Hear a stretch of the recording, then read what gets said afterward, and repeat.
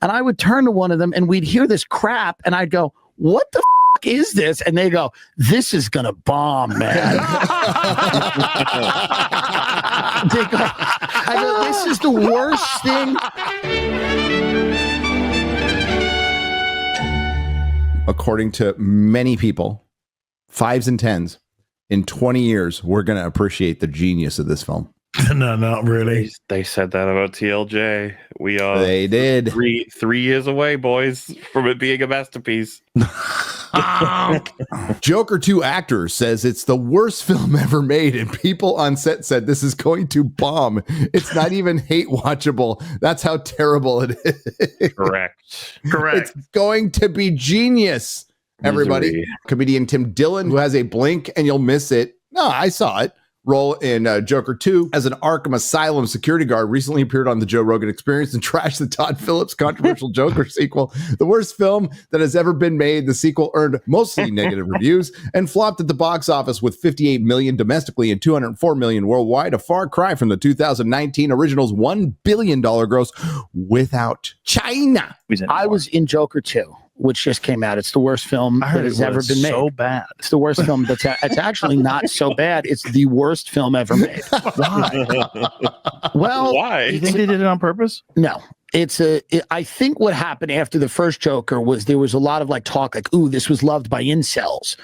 This was loved by the wrong kinds of people, and this sent the wrong kinds of male rage, nihilism, all these think pieces. Right. And then I think, what if we went the other way, and now they have Joaquin Phoenix and Lady Gaga tap dancing to a point where it's insane. But is it possible that he didn't want to make a sequel, and then he said, "No, all right, I know." I'll make a Tarantino sequel. said that. I mean, it's a $250 million they did that with. Yeah. If that's true, it's the most immoral thing I've ever seen in my life. Or brilliant.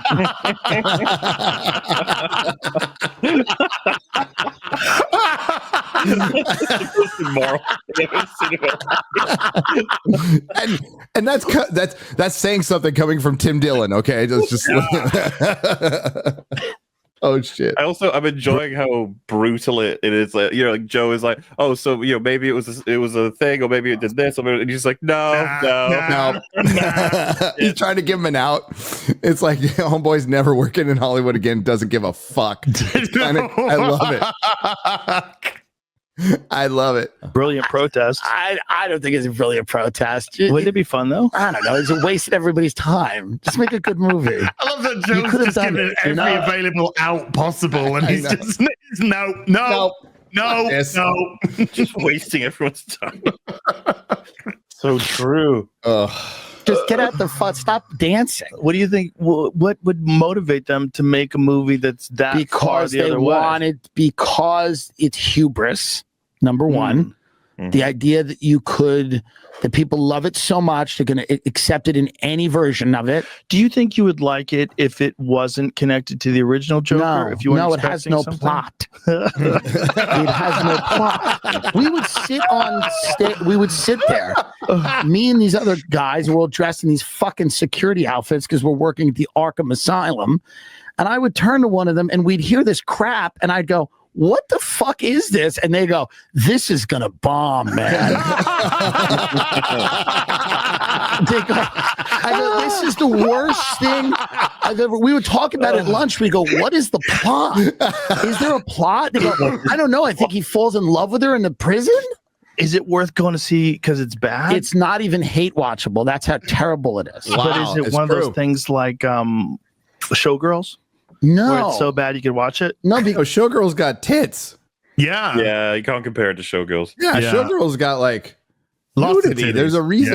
Yeah. There's because it's like you're sitting there and there's these people, in the theater, and they're all confused, and I'm watching their reactions, and they're all like staring and everything, and like it starts like, oh, it's raining and it's Arkham Asylum, and you're like, okay, cool. And then there's a moment where Joaquin Phoenix just goes, for once in my life, I have someone who needs me. And then he just breaks into a musical? He just becomes a fucking musical. But hold on. Let me back this up. Yeah. Let me back this up.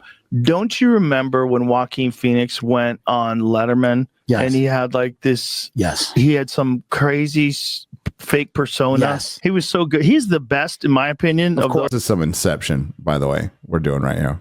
Reacting to Joe Rogan and Tim Dillon reacting to an older David Letterman clip with Joaquin Phoenix. With us reacting to them. Fucking internet now. So, but Joaquin Phoenix was acting weird. And so people decided, oh, Joaquin Phoenix has lost his mind. Right. They didn't like the interview. And then kind of people went cool on him. Right. And then he did like a documentary showing that he was like playing a character for a while. Right. Is that what he was doing? Like, I think so. Yeah. so it's just like an art piece he was doing? This could have been a $250 million practical joke. That's what I'm saying. Maybe it was the same guy. Yeah, maybe it's a fun $250 million practical joke. It's a bit. If you're Joaquin Phoenix, you're the fucking king of the hill, right? You're like one of the biggest movie stars in the country. You're the guy from Gladiator, Sure. right? It's like he can kind of trick Hollywood dummies. I think they thought that this would be received differently. Yeah. I think they thought, I think they're maybe in a little bit of a bubble. Maybe. I think Joaquin Phoenix is alone in his house right now laughing that he pulled that off. I don't think he even knows he did it. But it's the same guy that did this thing. I know. He's You like, think he's crazy? Well, his parents were part of the cult. He was part of the cult, wasn't he, when he's a kid and all that kind of stuff. And then, of course, River passing away, drugs. Dude, the guy's fucked. He's had a fucked life. River Phoenix was going to be a huge star, dude. Oh, he was going to be colossal, man. Going to be a huge star. He was going to be like, he was probably going to be bigger than Leo DiCaprio, yeah. Maybe. He was turned 50 yesterday. Did Leo turn 50 yesterday? Like he was an actual good, like Leo, he was an actor. Like he had good real talent, not just a pretty face or whatever. But Stand By Me is fucking tremendous in that. Phoenix was trailed by actor Casey Affleck, who is his brother-in-law, and a film crew. The result, I'm Still Here, was released this month as an ostensible documentary about the corrosive effects of celebrity and wealth on a now drug-addled actor in the profession since he was a child. So the idea is that they did a documentary on how fucked up he was. And so he went on Letterman to act fucked up. I mean, the guy's brilliant, but the movie was just, I mean, God, was it rough? It's crazy because the first one was so good. He was so believable. The first one was really great. And then the second one just went. And if you were a fan of the first one, the second one was like a kind of, I think, insane to a fan of the first one. It wouldn't be the first time. Yeah. You know, it would be like if Godfather 2 was about like the Corleone family going legit. You know